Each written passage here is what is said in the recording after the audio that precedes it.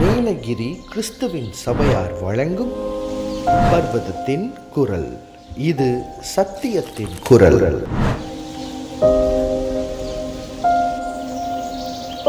Nilgiris Church of Christ presents Voice of the Mount. This is the voice of the truth. எந்தன் கண்மலையானவரே, என்னை காக்கும் தேவநீரே. எந்தன் கண்மலையானவரே, என்னை காக்கும் தேவநீரே. வல்லமை மாட்சிமை நிறைந்தவரே, மகிமைக்கு பாத்திரரே. வல்லமை மாட்சிமை நிறைந்தவரே, மகிமைக்கு பாத்திரரே. ஆராதனை உமக்கே, ஆராதனை உமக்கே, ஆராதனை உமக்கே, ஆராதனை உமக்கே, ஆராதனை உமக்கே, ஆராதனை உமக்கே, ஆராதனை உமக்கே, ஆராதனை உமக்கே. பர்வதத்தின் குரல் தொலைக்காட்சி நேயர்களுக்கு ஆண்டவர் இயேசு கிறிஸ்துவின் வெளியேற பெற்ற நாமத்தில் வாழ்த்துக்கள். இன்றைய நாளில் நமது செய்தியாளர் நீலகிரி கிறிஸ்துவின் சபையினுடைய போதகர் சி. பிரசாந்த் சாமுவேல் அவர்கள் தேவ செய்தி அளிக்கும்படியாயிருக்கிறார். அன்பு நேயர்களே, கர்த்தருடைய வார்த்தையை கவனமாய் கேளுங்கள், ஆவிக்குரிய வளர்ச்சியை பெறுங்கள். வாருங்கள், கர்த்தருடைய செய்தியை கேட்கலாம். இவைகளை செய்யக்கூடியவர்கள், இவைகள் மீது தாகமுள்ளவர்கள், இவைகளை தங்களுடைய வாழ்க்கையில பயன்படுத்தக்கூடியவர்கள் பாக்கியவான்கள் என்று சொல்லி ஒரு அன்பில்லாத ஒரு சூழ்நிலை ஏற்பட்டிருக்கிறதை நாம் பார்க்கிறோம். ஒரு பாசமற்ற ஒரு வாழ்க்கையை வாழக்கூடிய ஜனங்களை நாம் பார்க்கிறோம். ஆக இந்த மனத்தாழ்மை என்பது, யாரெல்லாம் மனத்தாழ்மை உள்ளவர்களாக இருக்கிறார்களோ, யாரெல்லாம் தங்களுடைய வாழ்க்கையில ஒரு எளிமையான வாழ்க்கை வாழ்கிறார்களோ, அவர்களை பார்த்தான் இயேசு கிறிஸ்து சொல்கிறார். கிறிஸ்தவர்கள் என்று சொன்னால் அதனுடைய அர்த்தம் என்ன? கிறிஸ்தவர்கள் என்று சொன்னால் அதனுடைய பொருள் என்ன? நான் அப்படி, நான் இப்படி என்று நாம் பெருமைப்படுத்தி பேசிக்கொண்டு இருக்கிறோமா? இந்த உலகத்துல நம்மை மிகப்படுத்தி காண்பித்துக் கொண்டு இருக்கிறோமா? பிரியமானவர்களே, நம்ம வாழ்க்கையில நம் தேவனுடைய பிள்ளைகளாக இருப்போம் என்று சொன்னால், கிறிஸ்துவுக்குள் பிரியமான தேவனுடைய பிள்ளைகளே, உங்கள் யாவரையும் இயேசு கிறிஸ்துவின் இனிய நாமத்தினாலே நான் உங்களுக்கு வாழ்த்துக்களை நான் தெரிவித்துக் கொள்கிறேன். இந்த அருமையான நாளிலே மலை பிரசங்கத்தினுடைய ஒரு தொடர்ச்சியான செய்தியில ஆவியில் எளிமையுள்ளவர்கள்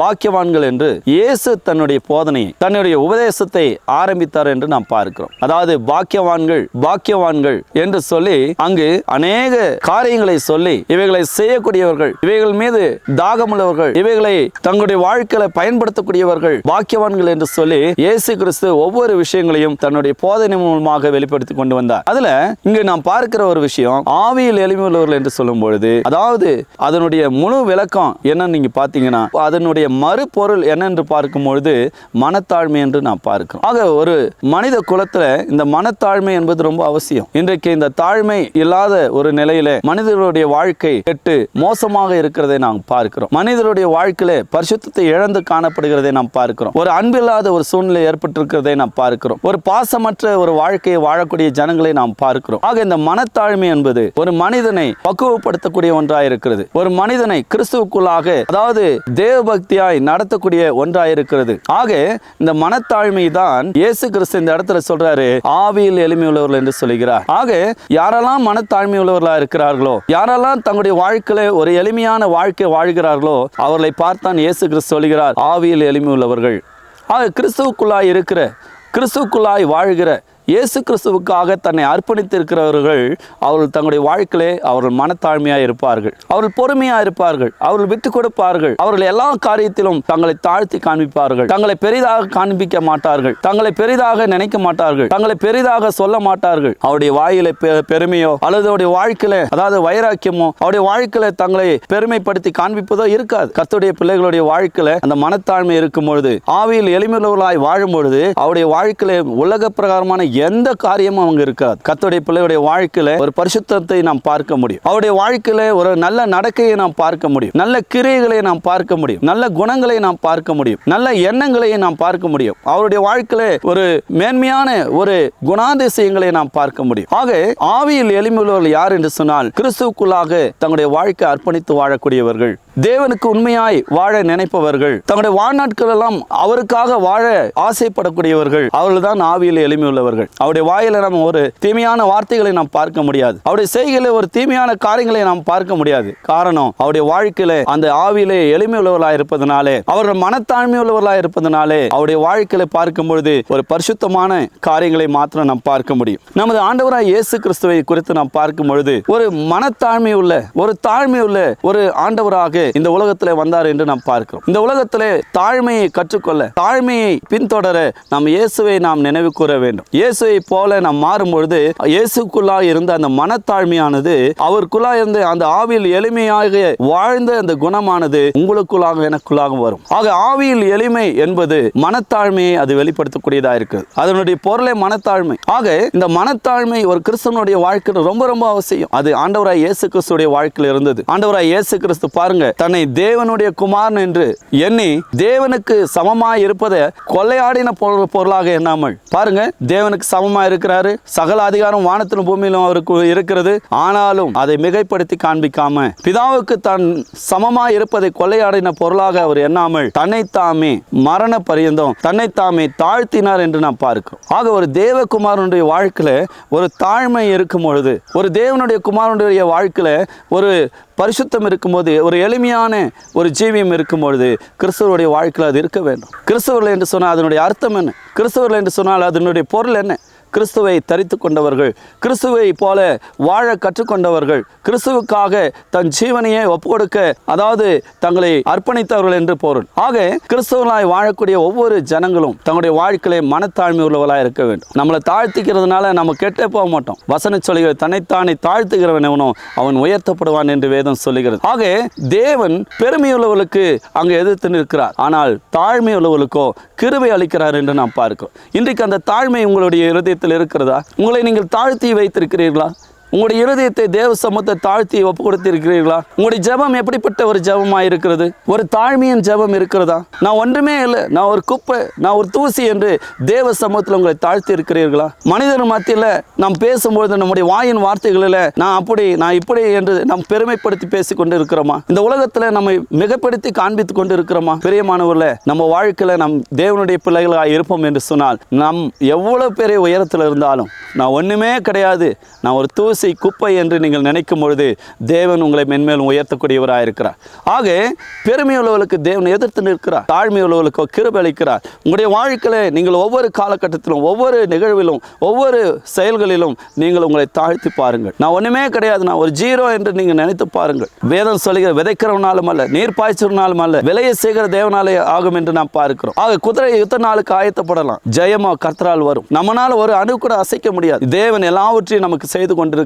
அவரால் என்று ஒரு அணுவும் அசையாது. ஆக இன்றைக்கு எல்லாவற்றையும் கொடுத்த தேவனை நாம் மறந்து நம்முடைய சுயபலத்தை நாடி நம்முடைய அறிவையும் திறமையும் பலத்தையும் நம்முடைய உலக பிரகமான உயர்வையும் அதிகாரத்தையும் பதவியும் நினைத்து நம்மை பெருமைப்படுத்திக் கொண்டிருக்கிறோம். ஆனால் கர்த்தருடைய பிள்ளைகளுடைய வாழ்க்கை இந்த பெருமை இருக்கக்கூடாது. உங்களை நீங்கள் தாழ்த்துங்கள், தேவ சமூகத்தில் உங்களை தாழ்த்தி ஒப்புக் கொடுங்கள். தேவன் நிச்சயம் உங்களை ஆசீர்வதிப்பார். ஆண்டவராய் இயேசு கிறிஸ்துவை குறித்து நாம் பார்க்கும்பொழுது மத்தேயு எழுதின சுவிசேஷம் 11ஆம் அதிகாரம் 29ஆம் வசனத்தை வாசிக்கும்போது, நான் சாந்தமும் மனத்தாழ்மையுமாய் இருக்கிறேன், என் நுகத்தை உங்கள் மேல் ஏற்றுக்கொண்டு என்னிடத்தில் கற்றுக்கொள்ளுங்கள், அப்பொழுது உங்கள் ஆத்துமாக்களுக்கு என்ன கிடைக்கும்? இளைப்பாறுதல் கிடைக்கும். ஆக இயேசு கிறிஸ்துவினிடத்தை நாம் கற்றுக்கொள்ள வேண்டும். நமது ஆண்டவராய் இயேசு கிறிஸ்து நமக்கு மிகப்பெரிய ஒரு பாடமாக இருக்கிறார். அவர் நமக்கு மிகப்பெரிய ஒரு சரித்திரமாக இருக்கிறார். ஆண்டவராய் இயேசு கிறிஸ்துவை பின்தொடரக்கூடிய ஒரு விஷயத்துல நீங்களும் நானும் நாம் அசதியாராமல் ஜாக்கிரதையா இருக்க வேண்டும். இயேசுவை போல மாற நாம் நம்மை ஒப்புக் கொடுக்க வேண்டும். இயேசுவை போல பேச நாம் கற்றுக்கொள்ள வேண்டும். இயேசுவை போல நடந்து கொள்ள நாம் முயற்சிக்க வேண்டும். கர்த்தருடைய பிள்ளைகளுடைய வாழ்க்கையில இயேசுவை போல நான் இருக்கணும்,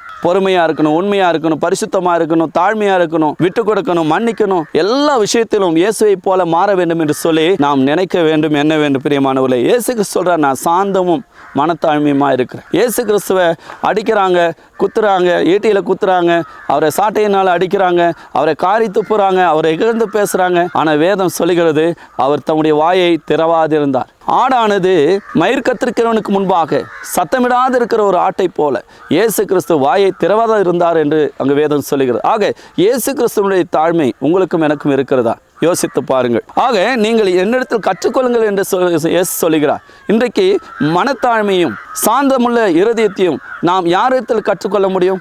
எந்த மனிதனிடத்திலும் நாம் கற்றுக்கொள்ள முடியாது. ஆனால் இயேசுவினிடத்தில் நீங்கள் வருவீர்களானால் இயேசு உங்களுக்கு அவருடைய வாழ்க்கை உங்களுக்கு ஒரு பாடம் கற்றுக் கொடுக்கும். அவருடைய கிரியைகள், அவருடைய குணாதிசயங்கள், அவர் செய்த விஷயங்கள் உங்களுடைய வாழ்க்கையில ஒரு தாழ்மையை உங்களுக்கு கற்றுக் கொடுக்கும். பிரியமானவர்களே, நீங்கள் கற்றுக்கொள்ளும் பொழுது உங்கள் ஆத்துமாக்களுக்கு இளைப்பாறுதல் கிடைக்கும் என்று இயேசு சொல்கிறார். கலாத்தியர் 5:23 வாசிக்கும் பொழுது சாந்தம், இச்சையடக்கம் இப்படிப்பட்டவர்களுக்கு விரோதமான பிரமாணம் ஒன்றுமே இல்லை. ஆக இந்த உலகத்துல இந்த சாந்தமும் இச்சையடக்கம் இந்த ரெண்டு விஷயம் இந்த உலகத்தில் மிகப்பெரிய ஒரு பிரமாணம். இதற்கு நிகரான பிரமாணம் வேறு ஒன்றுமே கிடையாது. இதற்கு விரோதமான பிரமாணம் ஒன்றுமே இல்லை என்று அப்போஸ்தலன் பவுல் கலாத்தியர்கள் நிருபத்திலே குறிப்பிடுகிறார். ஆக ஒரு மேன்மையான ஒரு பிரமாணம், தேவனுடைய பிள்ளைகளுக்கு இருக்க வேண்டிய மிகப்பெரிய ஒரு பிரமாணம் சாந்தம் என்று நாம் பார்க்கிறோம். ஆக தாழ்மை என்று நாம் பார்க்கிறோம், இச்சையடக்கம் என்று நாம் பார்க்கிறோம். இது ஒரு கிறிஸ்தவனுடைய வாழ்க்கையில அது நிச்சயமாக இருக்க வேண்டும். அது மாத்திரமல்ல, யாக்கோபு எழுதின நிருபத்திலே 1:21 நாம் வாசிக்கும் பொழுது, ஆகையால் நீங்கள் எல்லாவித அழுக்கையும் கொடிய துர்க்குணத்தையும் ஒழித்துவிட்டு உங்கள் உள்ளத்தில் நாட்டப்பட்டதாயும் உங்கள் ஆத்துமாக்களை ரட்சிக்க வல்லமையுள்ளதுமாயிருக்கிற வசனத்தை சாந்தமாய் ஏற்றுக்கொள்ளுங்கள். இன்றைக்கு நம்முடைய வாழ்க்கையில் எல்லா விதமான அழுக்கை நீக்கக்கூடிய ஒரு ஜீவ ஊற்று என்று சொன்னால் ஆண்டவராய் இயேசு கிறிஸ்துவனுடைய வார்த்தைகள். ஆக இந்த உலகத்தில் எல்லா விதமான அழுக்கையும் கொடிய துர்க்குணத்தையும் ஒழித்துவிட்டு உங்கள் உள்ளத்தில் நாட்டப்பட்டதாயும் உங்கள் ஆத்துமாக்களை ரட்சிக்க வல்லமையுள்ளதுமாய் இருக்கிற வசனத்தை நீங்கள் கற்றுக்கொள்ளணும், சாந்தமாக அதை ஏற்றுக்கொள்ளணும். தேவனுடைய பிள்ளைகள் ஆண்டவருடைய வார்த்தை கிடைக்கும் போது சாந்தமாக அமைதியாக அதை ஏற்றுக்கொண்டு தங்களுடைய வாழ்க்கையில் அதை கடைபிடித்து அநேக ஆசீர்வாதங்களை அதன் மூலமாய் பெற்றுக்கொள்ளணும். தேவ வசனத்தின்படி வாழ்கிற ஒரு வாழ்க்கையை நாம் கற்றுக்கொள்ளும் பொழுது தேவன் அது நிமித்தமாய் நம்மை ஆசீர்வதிப்பார். நம்முடைய வாழ்க்கை 30, 60, 100 ஒரு பலனை அது உண்டாக்கக்கூடியதாக இருக்கும். ஆக இங்கே யாக்கோபு அப்போஸ்தலன் குறிப்பிடும் போது அதான் சொல்கிறாரு, வல்லமையுள்ளதமாக இருக்கிற உங்களை ரட்சிக்கிற உங்கள் ஆத்துமாக்களை ரட்சிக்கிற வல்லமையுள்ளதாக இருக்கிற அந்த வசனத்தை நீங்கள் சாந்தமாக ஏற்றுக்கொள்ளுங்கள் என்று சொல்லுகிறார். ஆக அப்படி ஏற்றுக்கொள்ளும் பொழுது உங்களுடைய வாழ்க்கையை அது மாற்றும். பிரியமானவர்களே, அது மாத்திரமல்ல, எபேசியர் 4:2 நாம் வாசிக்கும் பொழுது மிகுந்த மனத்தாழ்மையும் சாந்தமும் நீடிய பொறுமையும் உடையவர்களாய் அன்பில் ஒருவரை ஒருவர் தாங்கி. இன்றைக்கு நம்முடைய வாழ்க்கையில இந்த சாந்தமும் அமைதலும் நீடிய பொறுமையும் உடையவர்களாய் நாம் இருக்கும் பொழுது அன்பினாலே ஒருவரை ஒருவர் நாம் தாங்க முடியும். இன்றைக்கு எத்தனை பேர் அப்படி தாங்கி கொண்டிருக்கிறோம்? சாந்தமும் அமைதலுள்ள ஆவியுள்ளவர்களாய் நாம் இருக்கிறோமா? நாம் ஒருவரை தாங்கக்கூடிய நிலைமையில நாம் இருக்கிறோமா? யோசித்து பார்க்க வேண்டும். கர்த்தருடைய பிள்ளைகள் மிகுந்த மனத்தாழ்மை வேண்டும். கொஞ்சம் மனத்தாழ்மை இருக்கிறது, அப்புறம் பெருமை இருக்குது, அப்படி இருக்கக்கூடாது. கர்த்தருடைய பிள்ளைகள் முழுமையாக உங்களுடைய வாழ்க்கையில மனத்தாழ்மையை நீங்கள் அணிந்து கொள்ளுங்கள். மனத்தாழ்மை என்கிற வஸ்திரத்தை நீங்கள் போர்த்து கொள்ளுங்கள். மனத்தாழ்மை என்கிற ஆவியின் அச்சாரத்தை நீங்கள் பெற்றுக்கொள்ளுங்கள். அப்பொழுது கர்த்தர் உங்களை அதிகமாக ஆஸ்வதிக்கூடியவராக இருப்பார். ஆக இந்த அருமையான நாளில் கூட எபேசியர் நிருபத்திலே அப்போஸ்தலன் பவுல் திட்டவட்டமாக சொல்றாரு, மிகுந்த மனத்தாழ்மையும் சாந்தமும் நீடிய பொறுமையும் உடையவர்களாய் நீங்க இருக்கணும், அன்பினால ஒருவரை தாங்கக்கூடியவர்களாக இருக்கணும் என்று சொல்லி அப்போஸ்தலன் பவுல் இந்த காரியங்களை வலியுறுத்தி சொல்லுகிறதை நான் பார்க்கிறோம். ஆக இந்த அருமையான நாளிலே ஆவியில் எளிமையுள்ளவர்கள் பாக்கியவான்கள் என்று இயேசு சொல்ல காரணம், மனத்தாழ்மை உள்ளவர்கள் அவர்கள் தான் பாக்கியவான்கள் என்று சொல்லுகிறார். மனத்தாழ்மை உள்ளவர் தான் பாக்கியவான்கள். அதுதான் ஆவியில் எளிமையுள்ளவர்கள் பாக்கியவான்கள் என்று இயேசு வெளிப்படையாக அங்கு சொல்லுகிறதை நான் பார்க்கிறோம். ஆக இன்றைக்கு நீங்கள் ஆவியில் எளிமை உள்ளவர்களா யோசித்து பாருங்கள், மனத்தாழ்மை உள்ளவர்களாக யோசித்து பாருங்கள், தேவனுடைய பிள்ளைகளாக என்று யோசித்து பாருங்கள். கர்த்தருடைய வசனத்துக்கு நேராக உங்களை தாழ்த்துங்கள். தேவன் உங்களை நிச்சயமாய் உயர்த்துவார். பொறுமையோடு கவனித்த உங்களை தாமே தேவன் அதிகமாய் ஆசீர்வதிப்பாராக. ஆமேன். நாம் ஜெபிப்போம். எங்களை நேசிக்கிற நல்ல பிதாவே, இந்த நல்ல நேரத்துக்காக நன்றி செலுத்துகிறோம். இந்த வார்த்தைகளை கவனித்த பிள்ளைகளையும் அவருடைய குடும்பங்களையும் ஆசீர்வதியும். அவர்கள் ஆவியில் எளிமை உள்ளவர்களாக மனத்தாழ்மை உள்ளவர்களாக நடந்து கொள்ள கிருபை தாரும். அன்பினால் ஒருவரை தாங்க அப்படிப்பட்ட இருதயத்தை நீர் கொடுத்தலும். இந்த சத்தியத்தை கேட்ட ஒவ்வொருடைய வாழ்க்கையில் ஒரு மாற்றத்தையும் ஆசீர்வாதத்தையும் உண்டாக்கும். தொடர்ந்து காத்துக்குள் வழி நடத்தும். இயேசுவின் நாமத்தில் வேண்டுகிற நல்ல பிதாவே. ஆமேன். ஆமேன்.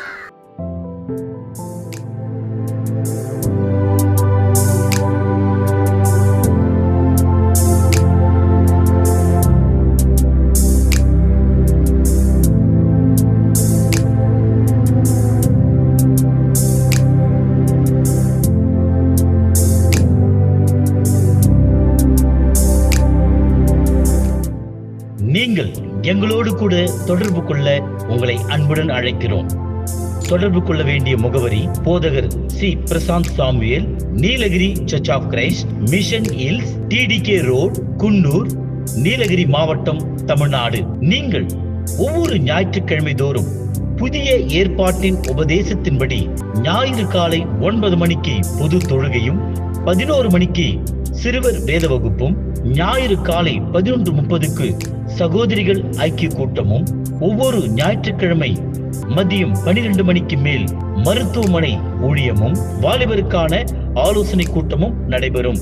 நீங்கள் எங்களோடு கூட தொடர்பு கொண்டு தேவனுடைய நாமத்தை மகிமைப்படுத்த அன்புடன் அழைக்கிறோம். கிறிஸ்துவின் சபையார் உங்களை வாழ்த்துகிறார்கள்.